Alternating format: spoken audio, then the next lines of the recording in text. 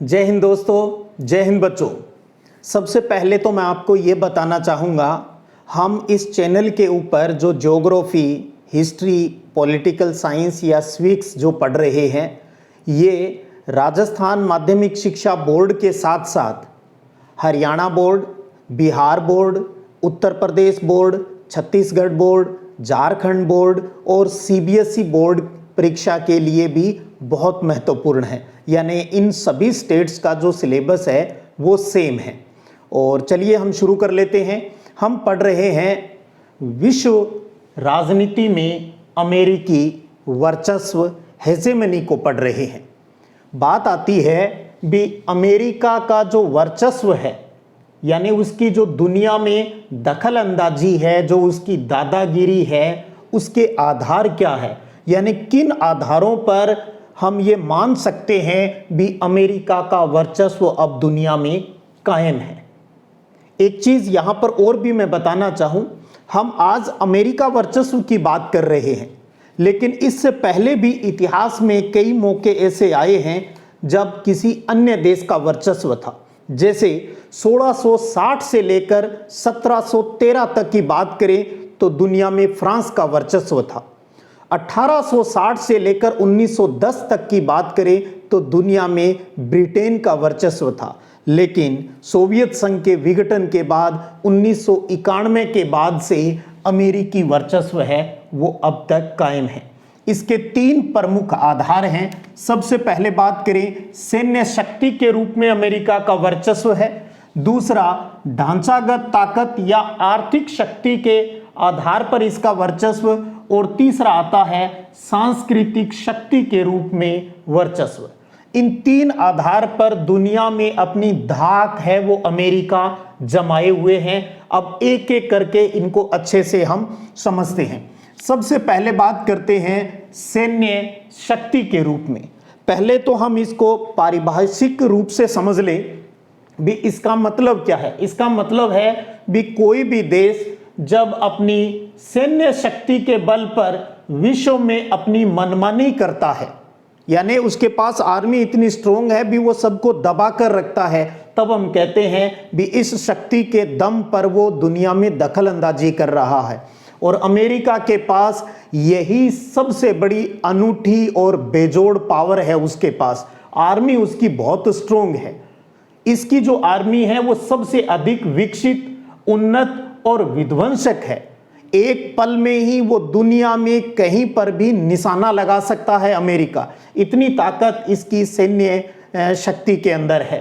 और उससे भी बड़ी बात अगर हम करें तो ये अपनी सेना के ऊपर सैन्य खर्च है वो बहुत अधिक करता है।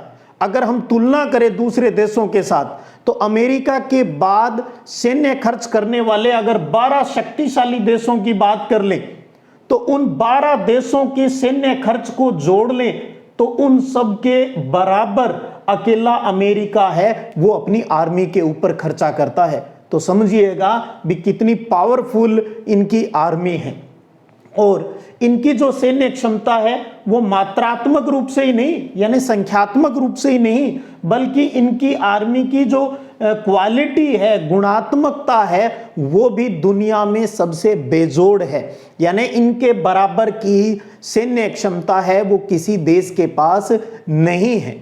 ये अपनी रक्षा बजट का, आपको पता है इनका रक्षा कार्यालय है वो पेंटागन में है, तो ये अपनी जो रक्षा बजट का जो अधिकतर जो खर्च है वो अनुसंधान यानी रिसर्च और डेवलपमेंट के ऊपर खर्च करता है। तो पूरा अपनी आर्मी को ये हर तरीके से स्ट्रोंग बनाकर रखता है। और इस सैन्य पावर के दम पर ही इसने पूरी दुनिया में अपनी 6 सैन्य कमान बना रखी है। यानी पूरी दुनिया के अंदर इन सैन्य कमानों के हिसाब से अपना कंट्रोल है वो किया हुआ है। हम उनके नाम थोड़ा सा देख लेते हैं और यहाँ पर आप मानचित्र में भी उनको देख पाएंगे। सबसे पहली कमान है इनकी यूएस एफ्रीकॉम। नाम देखिएगा, यूएस यानी USA, United state of America, USA की बात हो रही है।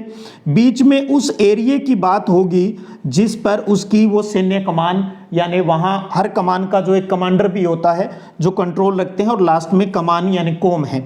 तो यूएस एफ्रीकोम, इसका मतलब ये अफ्रीका महाद्वीप को कंट्रोल करने वाली उनकी सैन्य कमान है। दूसरी बात करें यूएस सेंटोकोम, सेंटो का मतलब होता है सेंटर, तो यूएस सेंटोकोम की बात करें तो ये मध्य एशिया के ऊपर अपना कंट्रोल जमाए हुए हैं।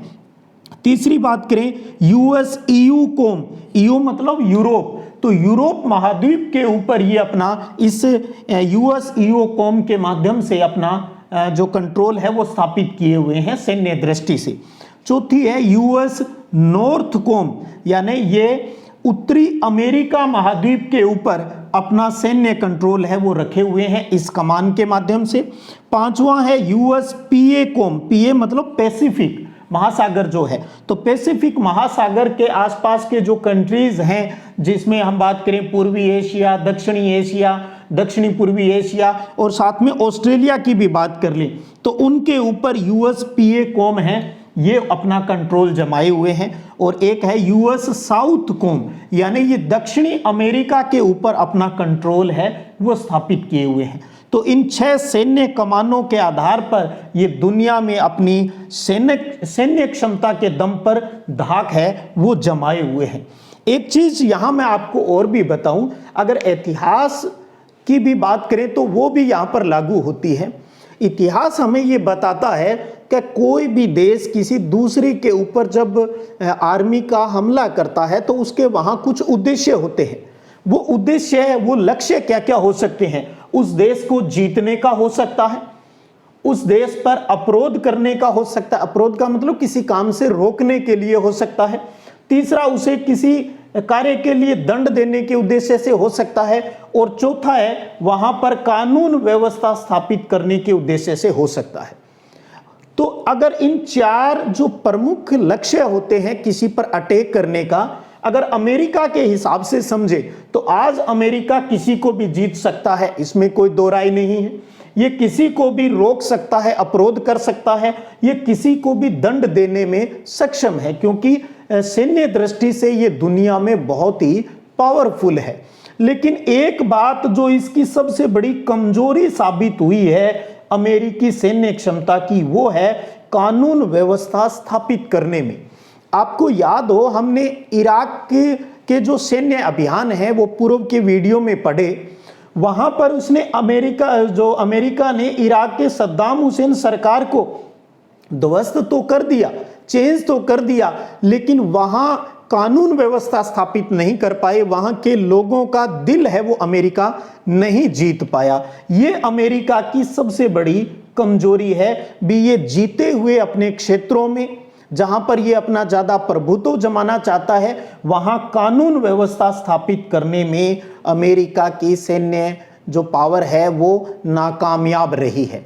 तो ये भी आपको अच्छे से ध्यान रखना चाहिए। तो इन तथ्यों से आप अच्छे से समझ गए होंगे भी किस प्रकार अपनी सैन्य क्षमता के दम पर अमेरिका है वो दुनिया को डरा कर रखती है, दबा कर रखती है। बस इतना ही था। आपको याद हो, जब हम शीत युद्ध का दौर पढ़ रहे थे तो उस टाइम इस दम पर सिर्फ सोवियत संघ को डराने में कामयाब नहीं हो पाया था, क्योंकि वो भी उस टाइम इसके बराबर की शक्ति थी। तो फिर उसने उसको तोड़ने के लिए, उसे कमजोर करने के लिए कुछ और रास्ते अपनाए। वही तो ये रास्ते हैं, ढांचागत या आर्थिक शक्ति के रूप में और सांस्कृतिक शक्ति के रूप में सोवियत संघ को वो इन 2 ताकतों के दम पर जो कमजोर कर पाया था, और इसके साथ साथ उसने पूरी दुनिया पर अपना वर्चस्व है वो कायम किया। तो वर्चस्व का 1 नंबर अगर शक्ति इसके पास है तो वो इसकी अमेरिका की सैन्य शक्ति है। चलिए अब समझते हैं दूसरी इसकी पावर का कारण, जिसे हम ढांचागत यानी स्ट्रक्चरल पावर की बात कह लें या आर्थिक शक्ति की बात करें। यहाँ रियल में तो सारी बात इकोनॉमी से जुड़ी हुई है, पैसों की बात है, कितना पावरफुल है ये देश उसकी बात। तो सबसे पहले तो एक सामान्य अर्थ से इसकी बात स्टार्ट करें कि विश्व अर्थव्यवस्था को अपनी मर्जी से चलाना, ये इसका मतलब है। ढांचागत शक्ति या आर्थिक शक्ति अमेरिका के पास है। इसका कारण क्या है? ये जो वैश्विक जो इकोनॉमी है उसको अपनी मर्जी से चला रहा है, और दूसरा ये अपने मतलब की चीजें बनाता है और उन्हें बरकरार रखता है। जिस चीज को इसे खुद को अमेरिका को लाभ है वही चीजें बनाता है, उन्हें बाजार में उपलब्ध रखवाता है और उन्हें बेचता है बड़े ही शानदार तरीके से। तो उस वजह से इसका प्रभुत्व है वो भी दुनिया में कायम है। और इसके अंतर्गत अगर हम समझें तो अमेरिका सबसे ज्यादा जो ध्यान देता है वो देता है सार्वजनिक वस्तुओं के ऊपर। सार्वजनिक वस्तुएं कौन सी होती है? सार्वजनिक वस्तुएं, पहले उसके अर्थ को भी हम यहां जान लेते हैं कि वो कोई भी वस्तु जिनका उपयोग एक व्यक्ति द्वारा करने पर उसकी उपलब्धता की मात्रा में कमी नहीं हो, वो सार्वजनिक वस्तुएं कहलाती है। समझ गए? यानी वो कोई चीज जिसे एक व्यक्ति इस्तेमाल करे, उसके इस्तेमाल करने से दूसरे को उसकी कमी महसूस नहीं हो। जैसे हम बात कर लें स्वच्छ वायु की, तो आप सांस लीजिए, आप हवा लीजिए, मैं ले रहा हूं, मैं सांस ले रहा हूं, सब ले, क्या फर्क पड़ता है? कोई उसमें कमी नहीं आ रही है। सड़क पर आप भी साधन चलाइए, सब चलाएं, क्या फर्क पड़ता है? कोई फर्क नहीं पड़ता। समुद्र के अंदर आप भी जाइए, हम भी जाएं, सारी दुनिया जाए, चाहिए, कहां उसके अंदर कमी आती है? तो सार्वजनिक वस्तुओं के ऊपर उसने अपना फोकस ज्यादा किया। इसके अंतर्गत सबसे बढ़िया उदाहरण अगर हम ले सार्वजनिक वस्तुओं का तो वो है CLOC, यानी सी लेंस ऑफ कम्युनिकेशंस की बात करें, जिसे हिंदी में कहें समुद्री व्यापारिक मार्ग। अमेरिका ने समुद्री व्यापारिक मार्ग के ऊपर अपना अधिकार कर लिया। कभी सेकेंड वर्ल्ड वार से पहले जहां ब्रिटेन का ज्यादा अधिकार होता था, वहीं सेकेंड वर्ल्ड वार के बाद अमेरिका ने समुद्री व्यापारिक मार्ग जितने भी थे उनके ऊपर अधिकार कर लिया, यानी अपना आधिपत्य जमा लिया। वहां वायु जो जलयान चलाने के नियम डिसाइड कर दिए, इसके अनुसार ही काम चलता है, यही टैक्स है वो डिसाइड करता है, यानी अपनी मोनोपोली चला रहा है। क्यों? किसके दम पर? अपनी नौसेना के दम पर, क्योंकि अपनी पावरफुल नौसेना के दम पर उसने दुनिया के सभी जो समुद्री मार्ग हैं उनके ऊपर अपना अधिकार कर लिया है। और ये सार्वजनिक चीज है, ये सार्वजनिक वस्तु कह सकते हैं, क्योंकि उस समुद्र में कितने ही वायु जो जलयान है वो जाए, कोई फर्क नहीं पड़ने वाला है। दूसरी बात करें हम इंटरनेट की। आज इंटरनेट का युग है, आप भी अब इंटरनेट के माध्यम से ही यहां से पढ़ पा रहे हो, तो इंटरनेट की उपलब्धता भी एक सार्वजनिक चीज है। अब जैसे वाईफाई लगा हुआ है कहीं, अगर उस वाईफाई से मैं काम कर रहा हूं तो उस नेट के ऊपर कोई फर्क नहीं पड़ता है। उसी वाईफाई से अगर कोई दूसरा कनेक्ट होकर काम कर रहा है तो उसकी उपलब्धता पर कोई फर्क नहीं पड़ता है। तो इंटरनेट के ऊपर भी अमेरिका का बहुत बड़ा अधिकार है। और इंटरनेट कब आया? दुनिया में 1950 के आसपास आया। और ये किसका परिणाम था? ये जो अपनी अनुसंधान जो परियोजनाएं चलाता था रक्षा बजट के माध्यम से, अनुसंधान परियोजनाओं का ही ये परिणाम था। भी इंटरनेट आया 1950 में। और आज जितने भी संचार उपग्रह है वो ज्यादातर अमेरिका के ही है। तो अप्रत्यक्ष रूप से हर कोई देश है वो इसके जो उपग्रह है, सैटेलाइट्स है, उनके ऊपर ही डिपेंड है। उसके बाद बात करें कि विश्व की अर्थव्यवस्था के अंदर अमेरिका का क्या हिस्सा है? दुनिया की सबसे बड़ी इकोनॉमी है, पूंजीवादी अर्थव्यवस्था है, और विश्व अर्थव्यवस्था में अमेरिका का जो हिस्सा है वो 21% है। बहुत अच्छा प्रश्न है ये भी। 21% का योगदान है इसके अंतर्गत।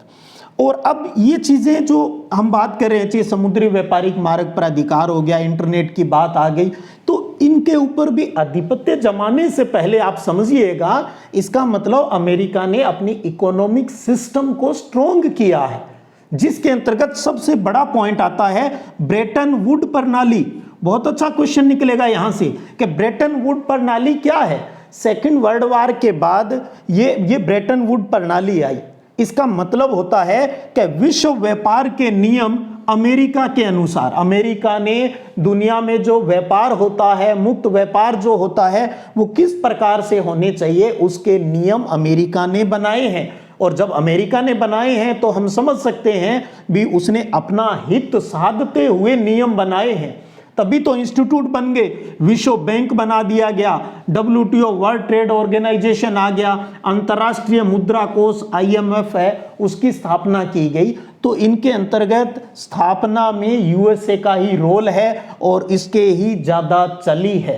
तो ब्रेटन वुड प्रणाली के माध्यम से भी उसने दुनिया की अर्थव्यवस्था को अपने कब्जे में, अपनी मुट्ठी में ले रखा है।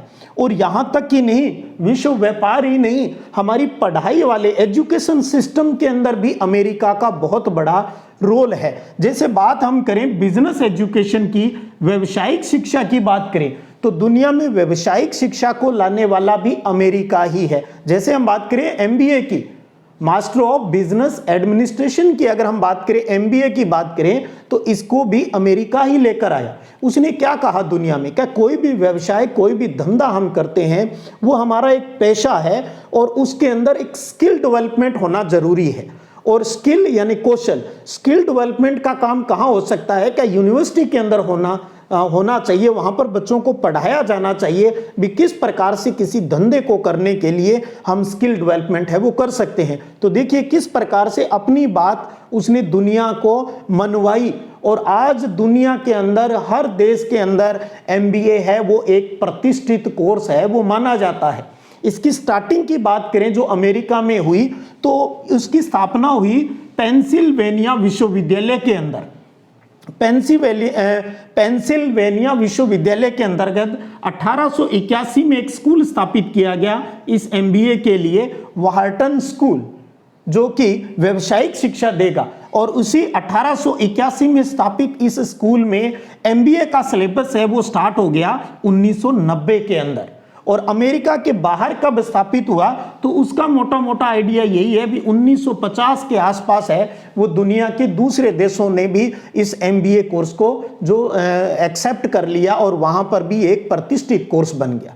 तो ये तो कुछ उदाहरण मात्र हैं जिनके आधार पर हम ये समझ रहे हैं भी सैन्य क्षमता के बाद 2 नंबर पर इसके प्रभुत्व की, वर्चस्व की जो बात आती है वो इसकी इकोनॉमिक पावर है। किस प्रकार दुनिया के अंदर सार्वजनिक वस्तुओं के माध्यम से, अपने बहुत से इंस्टीट्यूशन के माध्यम से इसने अपनी धाक है वो दुनिया में जमा रखी है। और आज हम इन्हीं के किए हुए इन कार्यों को ही बढ़िया मानते हैं।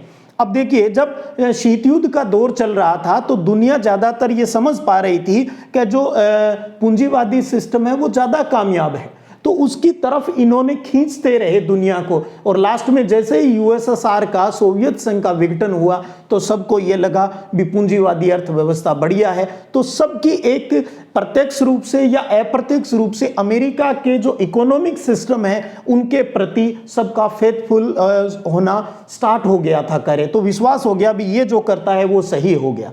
तो क्या हम सही हैं या हम ऐसा हो रहा है भी इसके वर्चस्व के चक्कर में हम एक बार फिर पूरी दुनिया है वो इसकी गुलाम सी होती हुई जा रही है। चलो, जो भी हो रहा है इन बातों को हम तीसरी वर्चस्व शक्ति के रूप में समझते हैं और वो है सांस्कृतिक शक्ति के रूप में। जब कहीं सैन्य शक्ति के दम पर काम नहीं चले, इकोनॉमिक से काम नहीं चले, वहाँ पर वहाँ का कल्चर है वो हावी होता है। और इसके अर्थ को समझें, सांस्कृतिक यानी कल्चर की, वहाँ की अमेरिकी कल्चर की मतलब समझे, तो ये अपनी विचारधारा और अपने तौर तरीकों के माध्यम से विश्व के अंदर अपनी सहमति बनाता है। ये बहुत ध्यान से समझिएगा इस चीज को। यानी अमेरिका सांस्कृतिक शक्ति के रूप में भी अपना वर्चस्व, अपनी दखल अंदाजी, अपना दबाव बनाए हुए हैं, लेकिन इसकी एक ही खासियत है, ये दुनिया में सबको सहमति लेकर, यानी उन्हें पता भी नहीं चलने दे रहा है भी कब वो उनकी विचारधारा से सहमत हो गए हैं, उनके रीति रिवाज, उनके कल्चर, तौर तरीकों से हैं वो सहमत हो चुके हैं।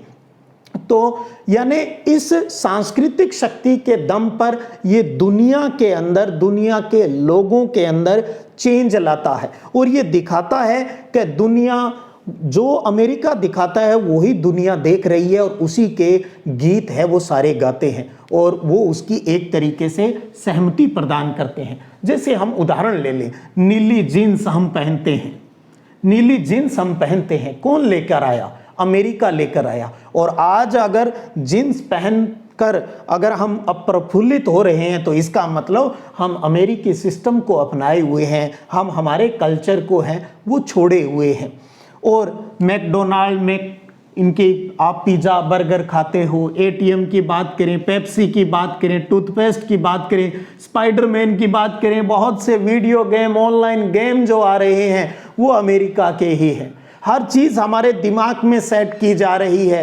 अब क्या हो रहा है, लॉकडाउन के कारण पर जो स्टडी है वो सबसे ज़्यादा नुकसान में गई, तो बच्चों को मोबाइल लाकर देना पड़ा भी ताकि ऑनलाइन बच्चे पढ़ ले। लेकिन उसमें भी क्या हुआ, नए नए गेम हैं वो ऑनलाइन गेम आए और हमारे बच्चों ने, हमारे भारतीय बच्चे क्या कर रहे हैं, बड़े दुख के साथ कहना पड़ रहा है ये बात, वो पढ़ाई की या काम की चीज़ें तो नहीं देख पा रहे, वो उनके सांस्कृतिक शक्ति के गुलाम होते जा रहे हैं और उन वीडियो गेम के ऊपर जो ऑनलाइन गेम आ रहे हैं और उनके ऊपर पूरा पूरा दिन है वो खराब कर रहे हैं और कई गेम के अंदर तो अपने पेरेंट्स का पैसा भी बर्बाद कर रहे हैं। और यही तो चाहता है अमेरिका, यही तो चाहता है दुनिया का सबसे शक्तिशाली देश भी किस प्रकार किसी देश को गुलाम करें, या जहां सैन्य शक्ति काम नहीं आ रही, जहां इकोनॉमी काम नहीं आ रही, वहां उनका कल्चर हमें हरा रहा है और हम हार रहे हैं। अगर अब भी हमारे युवा, हमारे जो लोग हैं वो अगर इन चीज़ों को नहीं समझ पाएंगे तो सोचिएगा आने वाले हमारा सिस्टम है वो किस प्रकार से हो जाएगा। हम कोई भी चीज़ आज देखिएगा, अमेरिका ने अपने इस विचारधारा के माध्यम से में इतना चेंज कर दिया है, हम उसकी विचारधारा को ही गीत गा रहे हैं। एक टाइम था जब हम मटके का पानी पीते थे, आज ये है भी हम फ्रिज के पानी के बगैर नहीं रह सकते। एक टाइम ऐसा था जब हम दरख्तों के नीचे बैठकर हवा का आनंद लेते थे और आज हमें एसी चाहिए। तो हमारी सोच चेंज हो गई। क्यों, मैं ये बातें आप समझिएगा, इसका मतलब ये नहीं है भी हमें इस्तेमाल नहीं करें, लेकिन इसका मतलब ये भी तो है भी जो अगर अमीर आदमी है, अच्छे पैसे वाला है और वो किसी वृक्ष के नीचे बैठा अगर प्राकृतिक हवा का आनंद ले रहा है तो हम उसको क्या कहते हैं, बड़ा यार ये तो कंजूस है, इसके पास तो पैसे हैं बेली, ये तो एसी लगा सकता है, फ्रिज लगा सकता है। सोच के देखिएगा आप क्या कर रहे हो और वो क्या कर रहा है। लेकिन हम यही कहते हैं भी वो गलत है, वो तो कंजूस है। ऐसे क्यों, ये दिमाग में हमारे सेट कर दिया है यूएसए ने अपने सांस्कृतिक शक्ति के दम पर। और सबसे बड़ी बात, ये इस प्रकार से साइलेंट किलर बन चुके हैं और हमें आभास भी नहीं होता। हम पश्चिमी सभ्यता, जो पहले हम ब्रिटेन से ज़्यादा प्रभावित थे और अब हम अमेरिका के अंडर में ही सबसे ज़्यादा, अरे यहाँ तक तो हम अंडरवियर बनियान भी जोकी का पहनेंगे जो अमेरिका के हैं। तो यानी हर चीज़ किस प्रकार से छोटी से बड़ी हर चीज़ के ऊपर अमेरिका का प्रभाव दिख रहा है। अगर आर्थिक व्यवस्था वाले के अंतर्गत भी अगर आप समझेंगे तो हर देश के अंदर, हर क्षेत्र के अंदर जो टॉप 3 जो कंपनियां हैं उनमें से 1 या 2 आपको अमेरिका की ही मिलेगी। यानी हर क्षेत्र में अमेरिका का प्रभुत्व है। अब सोचने की जरूरत यह है भी इन टॉपिकों को समझें तो सही भी अमेरिका का वर्चस्व किस आधार पर है, इसके साथ साथ हमें यह भी सोचें भी हम क्या करने जा रहे हैं, हम किस रास्ते पर जा रहे हैं। क्या हमें खाली इनकी हाँ में हाँ मिलाना चाहिए या इनके सामने जो चुनौतियां हैं वो प्रस्तुत करनी चाहिए, इनके वर्चस्व को रोकने में अहम रोल देना चाहिए। क्योंकि कहा जाता है जब पहले फ्रांस का वर्चस्व था दुनिया में, उसके बाद ब्रिटेन, इंग्लैंड का वर्चस्व आया, आज हम अमेरिकी वर्चस्व की बात करते हैं। इतिहास गवाह है इस चीज का, कोई भी किसी भी देश का वर्चस्व लाइफ टाइम नहीं होता है, उसका वर्चस्व एक दिन टूटता है, खत्म होता है। ऐसा अमेरिका के साथ भी हो रहा है, क्योंकि जो उसकी पावर है, जो उसके वर्चस्व के आधार हैं, इन्हीं के अंदर उसके अवरोध के, उस वर्चस्व को रोकने के बिंदु भी इसी के अंतर्गत निहित है। और अगले वीडियो सेशन के अंतर्गत हम उन्हीं बिंदुओं को पढ़ते हुए अध्याय का समापन करेंगे। इसी प्रकार आनंद लीजिएगा और अच्छे से नोट्स तैयार कीजिएगा। नोट्स आपको सिद्धिविनायक संग्रिया टेलीग्राम चैनल के ऊपर भी उपलब्ध है और अब आप स्क्रीनशॉट ले लीजिएगा। फिर मिलते हैं। जय हिंद, जय भारत।